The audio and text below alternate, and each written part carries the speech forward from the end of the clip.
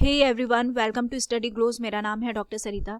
दोस्तों, एक interesting topic के साथ हूं मैं। ये टॉपिक है what is cloud seeding, how does this happen and knows about its pros and cons. Cloud seeding क्या होती है? बहुत सारे लोगों ने इसका नाम भी नहीं सुना होगा कि क्लाउड सीडिंग क्या होती है। तो आज हम जानेंगे क्लाउड सीडिंग क्या होती है और ये किस तरीके से होता है, और साथ ही इसके कुछ मेरिट्स और डीमेरिट्स के बारे में जानेंगे। तो देखिए दोस्तों, क्लाउड सीडिंग का मतलब ये मत समझिएगा कि आकाश से बीजों को गिराया जा रहा है। हालांकि कुछ ऐसा ही होता है, लेकिन ये क्रॉप्स वाली बीजें नहीं होती हैं। तो जानते हैं कि ये किस टाइप की बीजें होती हैं। ठीक, देखिए दोस्तों, क्लाउड सीडिंग का मतलब ये आर्टिफिशियल वे है रेन करने का, रेन फॉल कराने का। ये आर्टिफिशियल तरीका है जिसे हम क्लाउड सीडिंग के नाम से जानते हैं। अगर आप इसको डिफरेंट टर्म से अगर जानना चाहें तो आप कह सकते हैं it is also known by other terms such as manmade precipitation enhancement. यानी कि ये प्रेसिपिटेशन करने का मैनमेड तरीका है, यानी मानव के द्वारा बरसात कराने का ये तरीका है।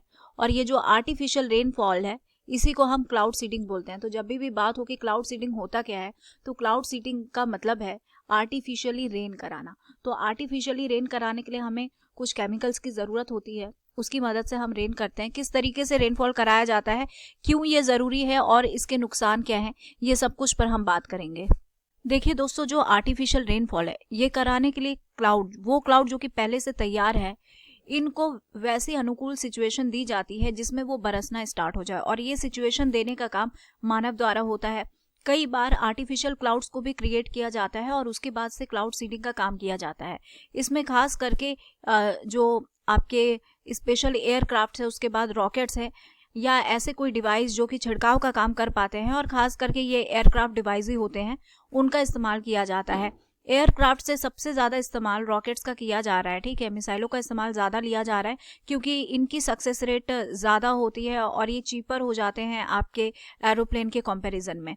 अब इसमें दोस्तों जो सॉल्यूशन होता है वो होता है आपका सिल्वर आयोडाइड का और क्लोराइड का। बिल्कुल इसको ध्यान में रखना है। हालांकि इसके अलावा और भी केमिकल्स का इस्तेमाल किया जाता है, लेकिन अगर मेनली हम लोग बात करें तो सिल्वर आयोडाइड, उसके बाद से ड्राई आइस, उसके बाद क्लोराइड, इन सब का इस्तेमाल किया जाता है।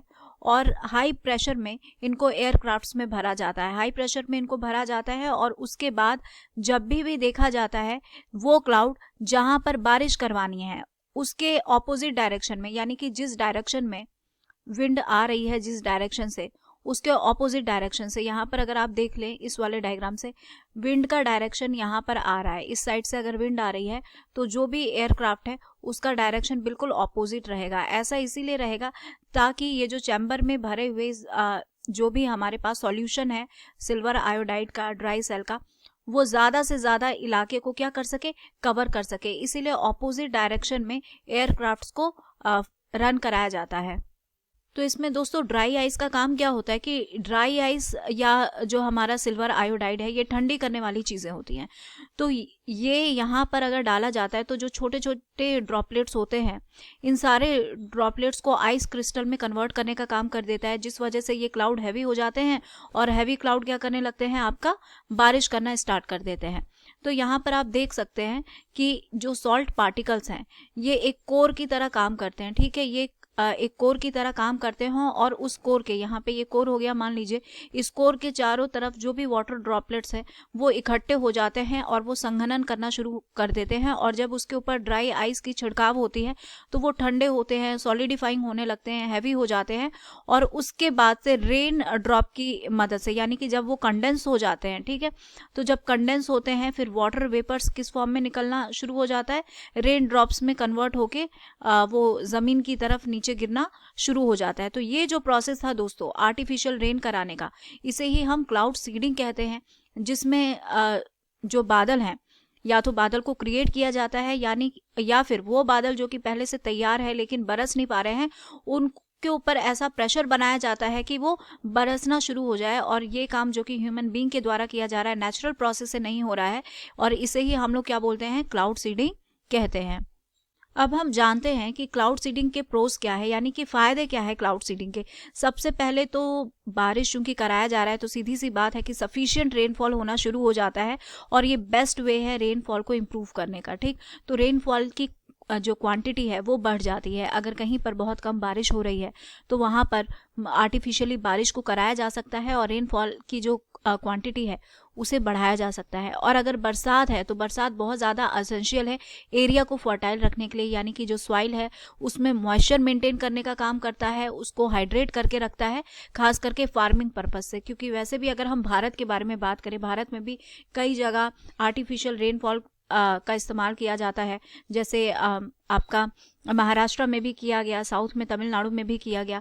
तो इस तरीके से मैं आपको बता दूं कि आर्टिफिशियल रेनफॉल करने से जो सॉइल है उसमें मॉइस्चर बना रहता है, हाइड्रेट रहता है, जिससे फार्मिंग एनहेंस कर पाता है।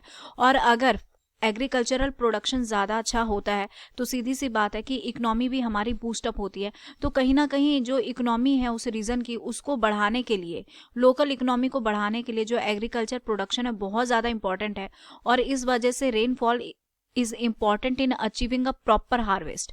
प्रॉपर फसल लेने के लिए, प्रॉपर हार्वेस्ट लेने के लिए रेनफॉल बहुत ज़्यादा ज़रूरी है। तो ऑलरेडी हम जान रहे हैं कि बारिश जो है हमारे एटमॉस्फेयर में मॉइस्चर मेंटेन करने के लिए ज़रूरी है।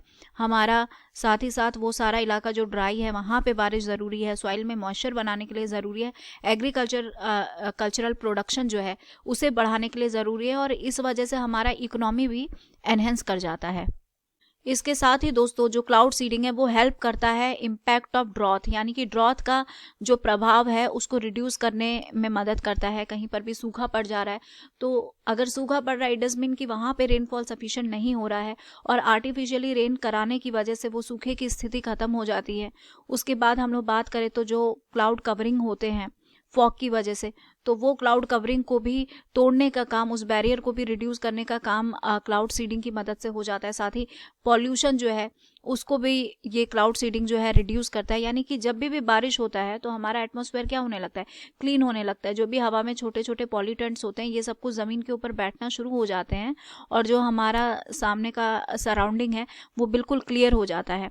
साथ ही हम लोग बात करें कि एयरपोर्ट्स हो गया, उसके बाद से रनवे पे ये बहुत ज़्यादा सूटेबल है क्योंकि जो हमारे एयरक्राफ्ट्स हैं उनको फ्लाई करने के लिए एक नॉर्मल वेदर कंडीशन चाहिए। वहाँ पे अगर किसी तरीके का क्लाउड का फॉर्मेशन है तो आर्टिफिशियल रेन फॉल की मदद से उसको रिड्यूस किया जाता है और एक सूटेबल कंडीशन क्रिएट कर दिया जाता है रनवे पे।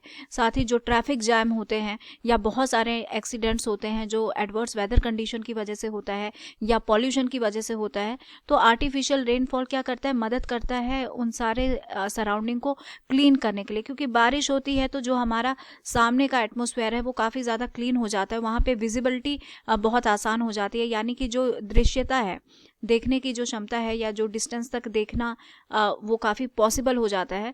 तो इन सब में भी क्लाउड सीडिंग का इस्तेमाल किया जाता है। कहीं पे बहुत ज़्यादा ओवर पॉल्यूशन है तो ओवर पॉल्यूशन को रिड्यूस करने के ये काम आता है। ज़्यादा ही एडवर्स क्लाउडिंग हो चुका है और इस वजह से अगर ट्रबल हो रहा है रनवेज पे तो वहाँ पर भी क्लाउड सीडिंग की मदद से आर्टिफिशियल रेनफॉल कराकर जो वेदर है उसको क्लीन किया जाता है।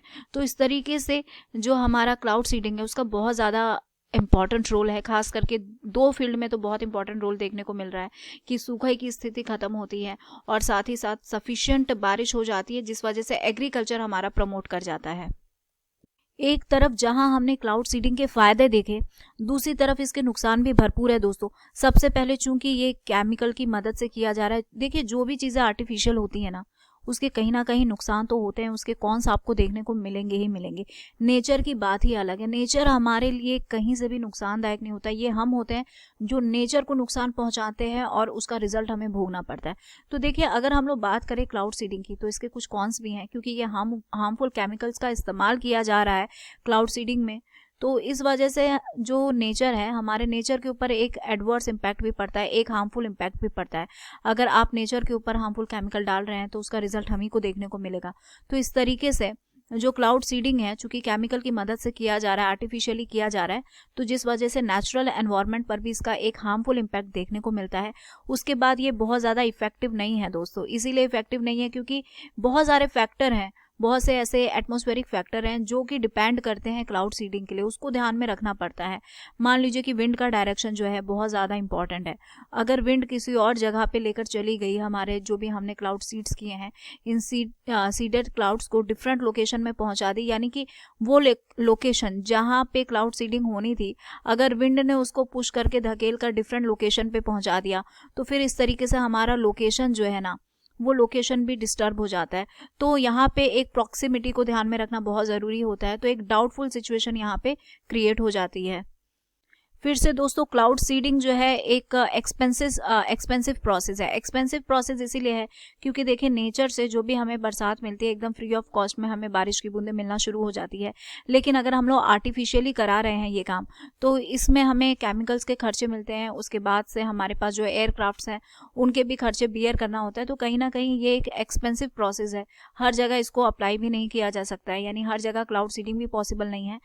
लेकिन लगभग 40-45 कंट्रीज ऐसे हैं जो कि क्लाउड सीडिंग को प्रमोट कर रहे हैं और साथ ही बाकी अदर कंट्रीज को हेल्प कर रहे हैं टेक्निकली कि वो भी अपनी कंट्रीज में क्लाउड सीडिंग को प्रमोट करें।